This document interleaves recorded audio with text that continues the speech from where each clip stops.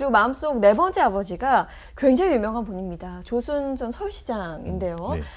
당시에 그 한국은행에 입사한 청년 정은찬에게 미국 유학을 가라라는 조언을 또 해주셨다고요.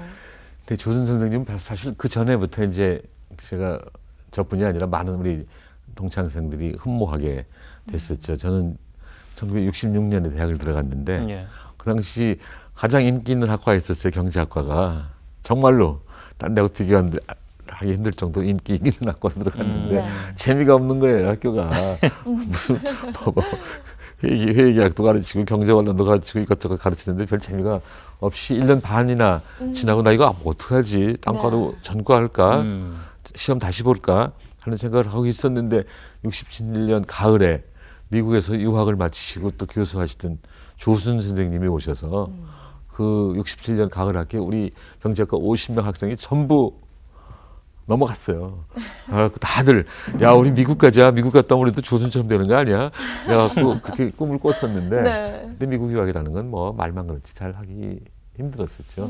그래서 조순 선생님 덕에 경제학에 취미를 붙이고 열심히 공부한 후에 저 이제 한국은행에 들어가겠는데 그 한국은행에 들어간 것도 조순 선생님이 도와주셨어요.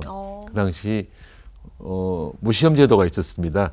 서울대 경제과 하나, 경영과 하나, 뭐 예를 들자면 예. 또 고대 하나, 연대 하나, 서강대학 하나, 성균관대학 하나 이런 식으로 몇 명을 포션이 있었고 네. 배분을 해서 특채처럼. 쿼터를 내. 아. 그래서 이제 학교에서 추천을 하는 건데 예. 선생님한테 가서 저 한국은행 좀 추천해 주실 수 있으십니까? 그랬더니 그럼 하지. 근데 성적을 좀 봐야 되겠네. 그래서 이것저것 보시더니 안 된대요? 해주셨어요. 저와 함께 안 된다고 했어야 얘기가 되는데. 외국어대학 교수 하던 김승진 예. 하고 네. 저하고 해주셔서 한국은행도 무사히 들어갔고 1년 좀 더 다녔을 때 조순 선생님이 오셔가지고서는 정군 유학에 나가지. 여기서 학부만 공부한 거 갖고 여기서 일하는 것도 부족할 테네. 할 거네. 그래서 제가 선생님 유학을 가려면 유학 시험도 봐야 되고 토플도 봐야 되고 우선 지원을 했는데 아무런 준비가 없습니다. 그랬더니 내 클래스메이트가 지금 미국 어느 대학에 있는데 그 친구가 좋은 학생 하나 보내주라고 해서 가는 거니까 그냥 괜찮을 거야. 근데 그 대학이 제가 마지막 나온 프린스턴 대학이 아니라 네. 오하이오주에 있는 마이애미 대학이었어요. 그래서 조 선생님이 가서 1년 만에 석사 다 끝내고 1년 딱 지나자마자 딴 데 가야 되니까 1년 만에 반드시 석사를 끝내야 되네. 그래서 서머스쿨까지 다 해서 끝내고 그 다음 학교로 옮겨갔습니다만 유학을 그렇게 해서 해주셨고요. 네. 그 다음에 미국 가기 전에 저희 처가 될 집에 가서 제가 되게 따님하고 장가 가고 싶습니다만 전 지금 아무런 준비가 안 됐습니다. 그러니 그게 71년이니까 저희 집사면 3학년 될 겁니다 아마. 그러나 미국 가서 잘 유학 가려고 그러는데 가서 잘 되면 편지를 드릴 테니까 그때까지 따님을 시집 보내지 말아 주십시오. 좀 말이 안 되는 얘기인데. 이기적인. 예, 대학교 3학년인 딸을 사귀고 있는데 내가 지금은 결혼을 못하는데 심지어 나는 유학 갈 거니까 기다려. 유학 가서 편지라도 좀 보낼 테니까 기다려 주실래 이렇게 말씀하셨다는데. 네. 그랬더니 그냥 두 분이 기분이 안 좋으셔서 그렇죠. 자네 얼굴이 잘생겼나? 키가 큰가? 돈이 네. 있나? 부모가 있나? 아이고. 돈이 있나? 장래가 있나? 그러셔서 뭐 깜짝 못하고 나와갖고 미국 가서 한 1년 있다 다시 네. 연락을 하려고 연락했습니다만 1년 사이는 편지 안 하셨어요? 했죠 많이. 그런데 다시 이제 마음을 먹고 예. 네. 여기 아무래도 결혼하는 게 좋겠다. 그래서 조 선생님한테 저 사정을 말씀드렸어요. 그랬더니 그때 금방은 움직이지 않으시고 1973년 초에 조순 선생님이 사모님하고 우리 장인 장모님을 모셔다가 이야. 남산의 동보성이라는 중국집에 중국 음식점이 있었는데 와. 모시다가 조니오가 한 병을 다 비우고 두 분이 장인어른하고 저희 조 선생님이 다 비우시고 막판에 조순 선생님이 정운찬 군이 외적인 조건은 보잘것 없을지 모르지만 예. 나중에 조그만 대학의 교수는 할 겁니다. 그랬더니 저희 장인어른이 그럼 합시다 그래갖고 결혼했다고 그래요. 뭐 네 분의 아버지 중에 최고가 아니었나. 그러니까요. 저는 이런 생각이 또 네, 갑니다. 지금의 인연을 만들어주신 네. 분이기도 하고. 그럼 그뿐이 네. 아니라 그뿐이 아니라 귀국 후에도 네.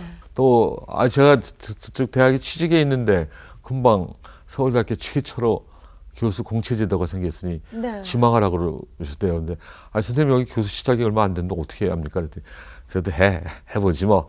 그래서 저 서류 미비로 말씀은 듣고 안 되려고 서류 미비로 했는데 추천서만 안 보냈더니 추천서를 여기저기서 뭐 받아가셔갖고 저를 뽑아주셔서 뽑힌 다음에 한 2년 후에 왔습니다만 하여튼 조선 선생님이 아직도 저의 네. 멘토십니다. 아, 그럼 너무 감사한 분이라는 생각 들고요. 코로나19 팬데믹이 이제 1년 반을 지나고 있고 백신 접종이 이루어지고 있고 연말에 집단 면역을 꿈꾸고 있습니다. 하지만 이제 변이 바이러스가 계속해서 창궐하기 때문에 해외도 우리나라도 장담할 수는 없는 상황.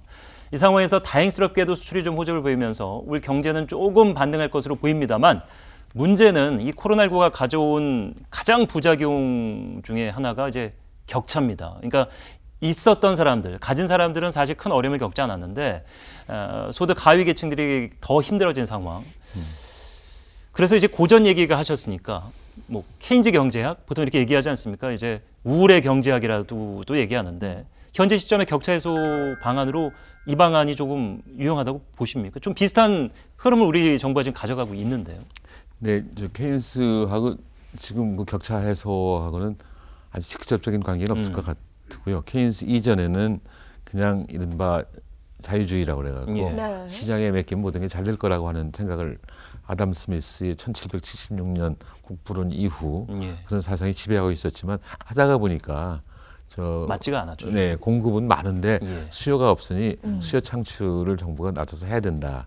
이런 게 케인스의 기본 아이디어라고 볼 수가 있는데 지금 말씀하셨듯이 케인스가 또 아담 스미스 이후의 경제학과 비교해 갖고는 분배에 더 관심을 예. 많이 둔 건 사실입니다. 네. 근데 사실 우리가 안고 있는 저성장 또 양극화 이 문제는 코로나 이전부터 생겼던 건데 이 코로나 이후에 더 심각해졌다고 볼 수가 있죠. 아무래도 그 전부터는 성장을 잘하기가 힘들 거예요. 지금 4%, 3.8%는 4% 성장할 거라고 목표를 삼고 있지만 사실은 이것은 이른바 기저 효과라고 그래갖고 작년에 성장률이 아주 낮았기 마이너스였기 그렇습니다. 때문에 이번에 4%, 3.8% 목표하는 것이 그럴 수도 있다 하는 건데 다른 나라는 그보다 훨씬 높아요. 저 미국, 유럽 이런 데가 8%, 6%막 성장하는 걸 예상하고 있거든요. 막혀있던 게 이제 뚫리면서 그렇죠. 쏟아져 나온 네. 거죠. 근데 이제 분배는 더욱더 악화됐다고 말할 수 있지 않습니까? 예. 그래서 참 답답하죠. 더욱더 동반성장이 필요한 시대가 됐습니다. 그러니까 저 동반성장이라고 하는 게 굉장히 넓은 개념이거든요. 그래서 빈부의 간의 동반성장 또 대중소기업 간의 동반성장 이런 것들이 아주 중요하게 됐다고 볼 수 있습니다. 네, 말씀해주신 그 동반 성장이 사실 정은찬 이사장이 10년 넘게 계속 강조하고 계신 부분이잖아요. 보다 구체적으로 그 의미를 좀 정리해 주신다면요. 네, 제가 저 정부에서 일할 때 저 7천억, 8천억 원 매출을 올린 어떤 중견 기업인이 총리실로 찾아왔어요. 네. 평소에 알던 분입니다. 저 이민 갈 겁니다. 그래서 무슨 말씀이십니까? 그게 2010년 봄입니다. 그랬더니 해도 너무해서 못 살겠다. 그 사람이 중견 기업인인 동시에 그 큰 수출 대기업과 협력하는 중견 기업이었어요. 네.